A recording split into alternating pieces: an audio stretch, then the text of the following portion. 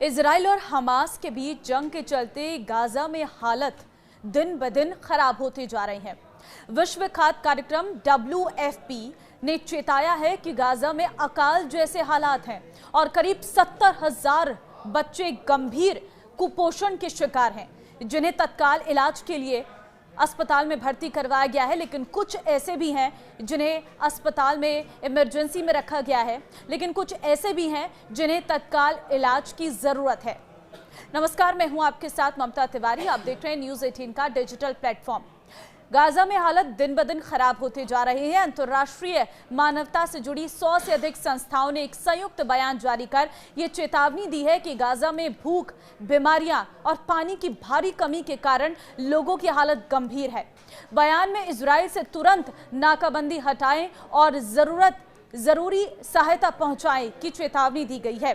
Gaza शहर के हालात इतने बिगड़ चुके हैं कि वहां के बाजार खाली पड़े हैं, पानी की व्यवस्था लगभग ठप है, सड़कों पर लोग बेहोश हो रहे हैं। एक चैरिटी के जरिए भोजन पाने के लिए बच्चों समेत बड़ी संख्या में लोग कतार में खड़े नजर आ रहे हैं। इजरायली हमलों और नाकाबंदी का सामना कर रहे गाजा में हालात अब जितने खराब हो गए हैं, उसे बेहद से जानने की कोशिश करेंगे। देखिए, 100 से अधिक सहायता संगठनों और मानवाधिकार आयोग और साथ ही आपको बता दें कि मानवाधिकार समूहों ने ही गाजा में बड़े पैमाने पर भूखमरी फैल रही है, इसकी जानकारी दी है। इन समूहों ने बुधवार को जारी अपने बयान में कहा है कि गाजा में राहत के लिए तत्काल कदम नहीं उठाए गए तो नतीजे बेहद खतरनाक हो सकते हैं और बेहद खराब हो सकते हैं। मानवाधिकार गुटों ने गाजा में पूरी पीढ़ी के भविष्य पर संकट होने की बात कही है। मेडिसिन सेंस आपको बता दें कि frontiers, MSF, save the children और ऑक्सफैम जैसे संयुक्त संगठन बयान पर हस्ताक्षर करने वालों में शामिल हैं। बयान में कहा गया है कि सिर्फ फिलिस्तीनी ही नहीं, गाजा में उनके सहयोगी और कर्मचारी भी खाने की कमी का सामना कर रहे। ये चेतावनी ऐसे समय में आई है जब गाजा के स्वास्थ्य मंत्रालय ने 24 घंटों में कुपोषण से 10 और फिलिस्तीनियों की मौत की जानकारी दी है।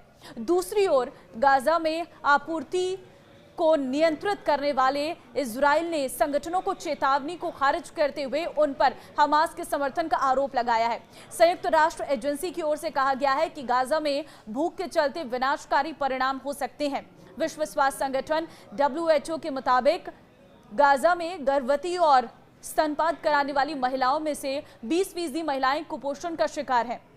WHO ने आने वाले समय में स्थिति और खराब होने के संकेत दिए हैं। संयुक्त राष्ट्र यौन एवं प्रजनन स्वास्थ्य एजेंसी UNFPA ने कहा है कि गाजा में भूखमरी, मनोवैज्ञानिक आघात और स्वास्थ्य सेवा की गिरावट के कारण बच्चों का जन्म लेना मुश्किल हो सकता है। UNFPA ने चेतावनी दी है कि ये स्थितियां अब पूरी पीढ़ी के अस्तित्व के लिए खतरा है। संगठन ने 2025 की पहली छमाही के आंकड़े पेश किए हैं, जिसके अनुसार जन्म दर में तेजी से गिरावट आएगी।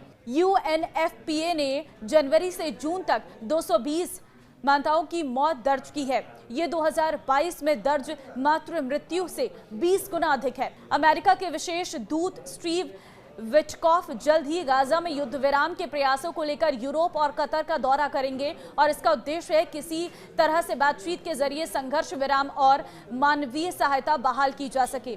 गाजा में भूखमरी और निर्जलीकरण की स्थिति पर वैश्विक स्तर पर नाराजगी और चिंता जताई जा रही। मानवाधिकार संगठनों, UN एजेंसियों और मध्य पूर्व विशेषज्ञों का कहना है कि इस संगठन को राजनीतिक बहस नहीं बल्कि मानवीय त्रासदी के रूप में देखना चाहिए। इजराइल पर अंतर्राष्ट्रीय दबाव बढ़ रहा है कि वो नाकेबंदी हटाकर मानवीय सहायता को अबाध रूप से पहुंचने दे। संयुक्त राष्ट्र सुरक्षा परिषद आने वाले दिनों में गाजा की स्थिति पर विशेष बैठक बुला सकती है। अमेरिकी विशेष दूत स्टीव विटकॉफ की कतर और यूरोप यात्रा से उम्मीद है कि युद्ध विराम वार्ता को गति मिलेगी। WHO और WFP जैसी संस्थाएं अब सीधे हवाई मार्ग से सहायता भेजने के विकल्पों पर विचार कर रही है। इजरायली मीडिया में भी अब इस विषय पर मतभेद सामने आ रहा है। कुछ विशेषज्ञों ने कहा है कि सरकार की रणनीति पर सवाल उठाए जा रहे हैं। ड्रोन ट्रैकिंग सिस्टम और ब्लॉकचेन आधारित राहत वितरण पर चर्चा शुरू हो गई है। लंबे युद्ध और भूख से गुजर रहे बच्चों पर PTSD और मानसिक बीमारी के मामलों में तेजी आ गई है। क्या इजराइल की नाकेबंदी हमास को कमजोर कर रही है या आम लोगों को निशाना बना रही है? ये भी एक बहुत बड़ा सवाल है। अमेरिका और यूरोप के मुस्लिम मतदाताओं में नाराजगी देखने को मिल रही है और इस नाराजगी बढ़ने के कारण राजनीतिक दलों का रुख बदलने का दबाव हो सकता है। इजराइल द्वारा सभी क्रॉसिंग बंद कर दिए जाने के कारण पिछले 4 महीनों से गाजा में ना तो आटा, ना ही बेबी फूड और ना ही चिकित्सा सहायता पहुंच पाई है। रोटी जो कभी रोजमर्रा की जरूरत हुआ करती थी, अब एक फुसफुसाती हुई उम्मीद बनकर रह गई है। काला बाजारों में ऐसी कीमतों पर बिक रही है जो किसी भी परिवार के लिए वहन करने लायक नहीं है। गाजा के अस्पतालों ने बताया है कि थकावट और कुपोषण के कारण सड़कों पर बेहोश होने वाले लोगों की संख्या अभूतपूर्व है। गाजा के स्वास्थ्य मंत्रालय के अनुसार इन शरीरों में अब कोई ताकत नहीं बची है। सैकड़ों लोग सिर्फ इसलिए मौत के मुंह में जा रहे हैं क्योंकि उनके शरीर अब भूख नहीं झेल सकते। गाजा के सरकारी मीडिया कार्यालय ने बताया है कि अक्टूबर में अब तक कम से कम 69 बच्चे कुपोषण से मर चुके हैं। अकाल से संबंधित मौतों का आंकड़ा 620 तक पहुंच गया है। 5 वर्ष से कम आयु के 6,50,000 बच्चे गंभीर खतरे में हैं और साथ ही हजारों गर्भवती महिलाएं भी हैं जिन्हें भोजन और प्रसव पूर्व देखभाल की कमी है। 35 वर्षीय अहमद अबू नादा ने कहा है कि अब हमें भोजन की तलाश में नहीं है, हम जीवित रहने की तलाश में हैं। हम रोटी का सपना देखते हैं, वो भी अब वास्तविक नहीं है। साथ ही उन्होंने आगे ये भी कहा है कि गाजा के 24 लाख लोग जीवित नहीं हैं, हम सहन कर रहे हैं। तो ये स्थिति इस वक्त गाजा में है जहां पर भूखमरी से लोगों की जान जा रही है। न पानी है, न रोटी है और खाने के लिए कुछ भी इंतजाम नहीं है और यहाँ तक कि स्वास्थ्य व्यवस्था भी पूरी तरह से बिगड़ गई है क्योंकि कोई सामान ही नहीं पहुँच पा रहा है। सड़कों पर लोग बेहोश हो रहे हैं, कुपोषित बच्चे नजर आ रहे हैं और पीढ़ियां दर पीढ़ियां ये स्थितियां और बिगड़ने जा रही है। क्योंकि आप सोचिए कि आज कुपोषण जब एक तरीके से फैल गया है, गाजा की स्थिति बेहद गंभीर नजर आ रही है और इसके पीछे का आप क्या बड़ा कारण मानते हैं, मुझे कमेंट में जरूर बताएं।